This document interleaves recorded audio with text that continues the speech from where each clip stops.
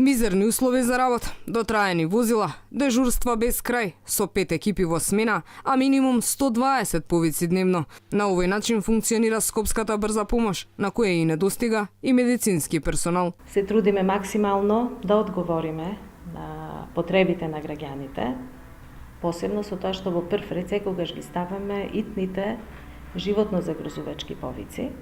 Возилата гледаме да се секогаш во возна состојба, значи секој квар се отстранува што побрзо може, за да се, меѓутоа се доста стари, дотраяни, така да што секогаш нешто ново, некој нов квар излегува и неминовно е, значи да се добијат нови возила, исто така с големен број на екипи, за да може и ние, меѓутоа и граѓаните, да ја добијат стварно навремено нашата помош и интервенција. Вработените, кои се плашат јавно да говорат за потешкотиите со кои секојдневно се соочуваат, за Алфа коментираат дека поради недоволното одржување на возилата не можат навреме да стигнат за да спасат нечи живот. Оти возилата некогаш ги оставаат на пат, па се случува дури и пеш да се обидат да стигнат до местото на кое се повикани.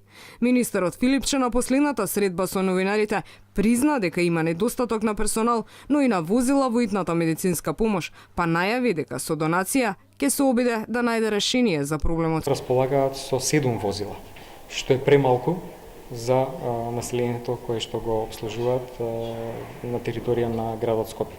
Затоа планираме најмалку да го дуплираме, ама за тоа не е потребен и кадар.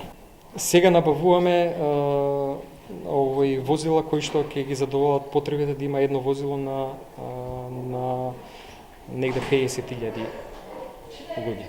Но дури и ова да стане реалност, голема е веројатноста повторно да има недостаток од возила, особено поради ненавременото одржување.